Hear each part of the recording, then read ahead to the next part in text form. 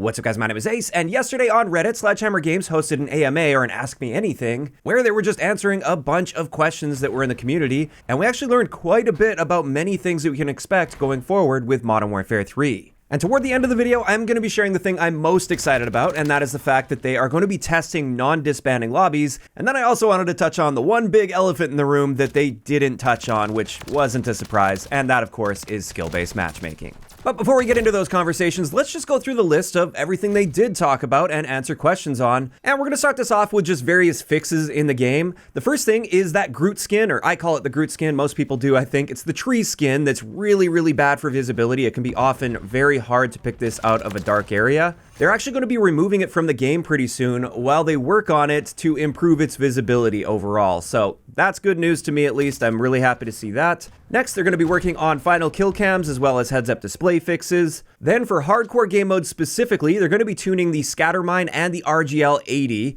I don't really play hardcore, so I wasn't really aware of the scatter mine being a problem, but I have seen a lot of clips with the RGL 80, that launcher. That seems to be very overpowered in hardcore at the moment. After that, they mentioned they're going to be reducing the maximum damage of a frag grenade, which is interesting to see. I don't think there's necessarily an issue with the frag itself. To me, the biggest issue is just the fact that EOD isn't working, which they have confirmed on their Trello. They are going to be fixing the EOD perk. But in either case, it does look like there will be some nerfs coming to the frag. Then another thing I think a lot of mouse and keyboard players would be happy to see, they are aware of some mouse input issues, and they are looking into it at this point. I have heard from quite a few mouse and keyboard players that they've been having issues, but it doesn't seem to be applying to everyone, because then I have some people that reply to that saying, my mouse and keyboard is working just fine, I don't know what's going on here. So it seems like there are some inconsistent issues, I think largely with like input delay or acceleration or something, and it's nice to see they're at least aware of it and looking into it, although it would have been nicer to hear them say, we already have a fix scheduled for this. So I guess time will tell to see how long it takes them to get on top of this, but it's at least something they're aware of.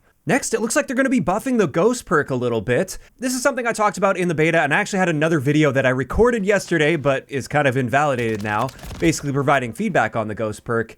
With this, Sledgehammer just mentioned, they're looking into reports that the detection from moving to standing still is currently too aggressive with the ghost perk. And the way I see it, that's the entire issue with it. I really like the fact that ghost works while moving, but I think there should be some forgiveness when you stop for 2 seconds to grab a reload or stop on a piece of cover to just check an area before moving on. As it is right now, the moment you dip below 0.9 meters per second, the ghost perk disables with no forgiveness whatsoever, and it appears we will likely be seeing an adjustment to this. And then finally, for this section of general fixes, they did acknowledge desync and hit registration issues. Although it was a very PR-heavy response, I'm going to read this one out unlike the others since it is quite important. And they mention here, our team, in collaboration with DemonWare, is always working to improve server and game performance. We've got a lot of good reports and data during the beta and launch window. Many improvements have already been made and further are underway. So I don't think we really learned anything new there. It's nice to see them at least address this comment and say something on it rather than ignoring it completely. But yeah, this is basically how it works every year with Call of Duty. In the launch window, connections are often really rough. There's a lot of desync, big mismatch between the experienced feeling of time to kill versus time to die, and that generally does stabilize and improve over time throughout a game's life cycle. So yeah, that's where we're at with that topic. Unfortunately, we didn't get a more detailed response here, but that was expected.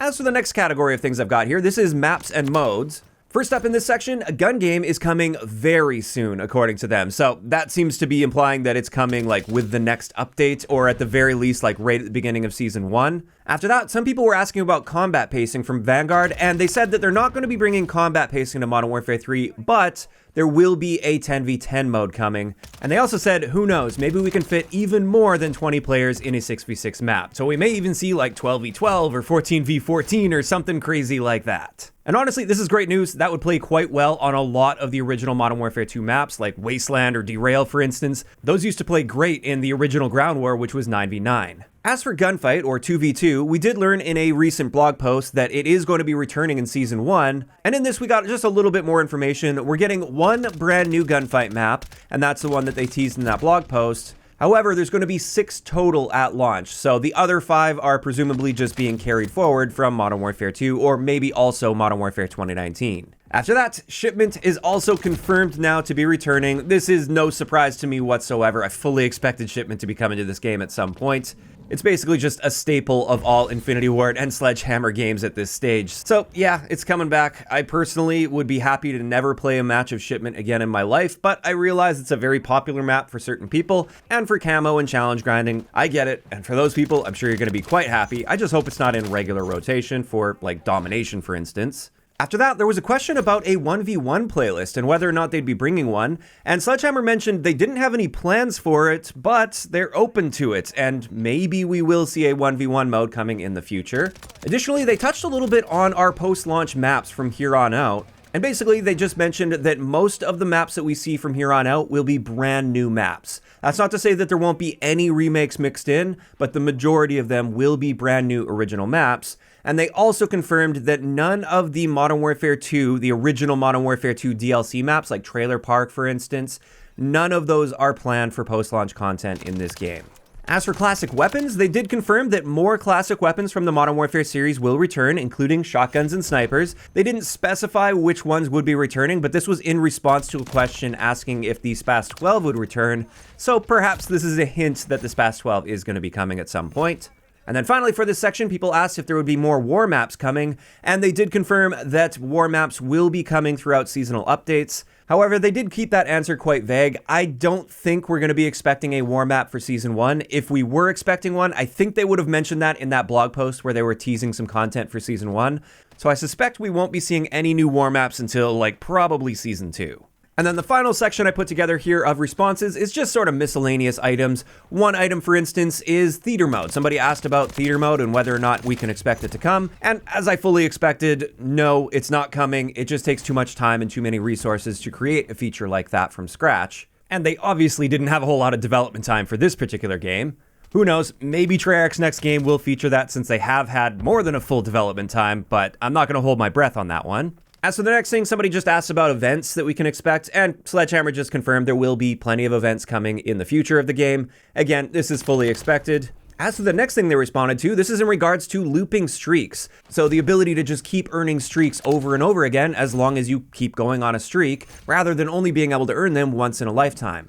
Sledgehammer actually mentioned this is something that they're open to trying out in the experimental playlist. So we will likely see this come up in the experimental playlist, and then they'll collect data on that, and who knows, maybe that will end up getting pushed into the full game as well. Honestly, I do have my doubts that this will end up making it to the full game, but I still think the perfect compromise here is allowed looping of non-lethal streaks only. I think that would be great to encourage people to use streaks that help the entire team out rather than just themselves, and it would also make going for those nuke streaks a lot more attainable while still being an extremely difficult challenge that the majority will never be able to get. And then finally, the number one thing that I'm excited about from this AMA is they did confirm that in a future update, they are going to be testing out non-disbanding lobbies with a cohort of players. They'll be collecting data on that, and then they'll make a decision from there. And to me, this is really exciting news, and I hope it turns out well. I hope this is going to be something where, with that cohort of players they test this on, they find that they're seeing a lot of positive response to this. Because in my eyes, Disbanding Lobbies is right up there with the matchmaking system as far as modern COD problems go. I know the matchmaking system often takes the spotlight here, but I honestly think this is just as bad, if not worse, as the skill-based matchmaking. And if lobbies stayed together like they used to back in the day, I actually think we'd see far fewer complaints about the matchmaking system itself, because at least once you get into a good lobby with a good connection and a good group of people, you can stay in that lobby, and you're not just going to be bounced back and forth game after game after game. You get a more smoothed out, consistent experience as long as you stay in that same lobby. So that's why this excites me quite a bit, although I'm also quite nervous that this just isn't going to go well and their data is just going to show that this isn't good for the majority of players, and therefore they're just going to continue disbanding lobbies. I think I remember just before Modern Warfare 2 came out, Infinity Ward stated they were doing something that would reduce the odds of lobbies disbanding, and I've heard reports from some people that their lobbies aren't disbanding every single game. However, that's something I have yet to experience. That's not to say that I might not rematch make with some of the people that I played with in the previous game, but it's not the same lobby. I still go into the matchmaking screen, and it still searches for a game and then puts me into a game, and it just so happens that, of course, the people I was just playing with they're doing the same. So it's kind of up in the air at this stage as far as whether or not this will be fully implemented into the game, but at the very least, this is a step in the right direction, and I'm happy to hear them at least acknowledge this area, because, of course, they weren't going to acknowledge matchmaking with this AMA.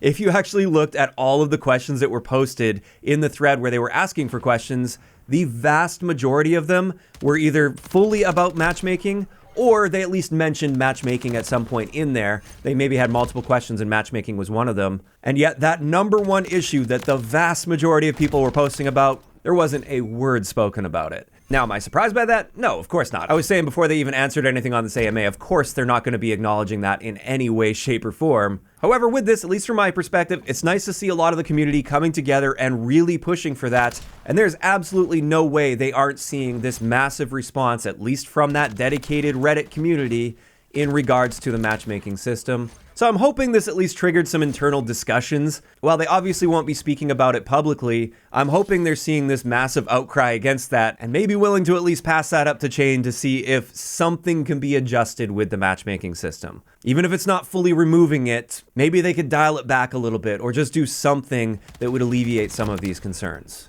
In either case, that's going to wrap it up for today's recap of the AMA that Sledgehammer did yesterday. And overall, I've got to say, it's great to see the developers actually getting involved with the community. Of course, it sucks that they didn't acknowledge like the number one thing that people were talking about, but again, that was fully expected. I don't believe they're allowed to touch on that, which is unfortunate, but at the very least, they're doing something like this. And with many of these items, at least, they seem very responsive to trying out new things and implementing ideas in the community to see how they go. And this is quite refreshing compared to Infinity Ward, where not only would they not do an AMA like this, they also wouldn't do anything as far as implementing any community ideas. But of course, these are just my thoughts on how this AMA went yesterday, and I do want to hear from you guys in those comments down below. How are you feeling about the responses to many of these items from yesterday's AMA? Are you guys generally excited for many of the things that they touched on, or not so much? Just let me know down below. If you enjoyed the video, a like rating is always appreciated, and don't forget to subscribe for more if you haven't already. I'll talk to you guys next time.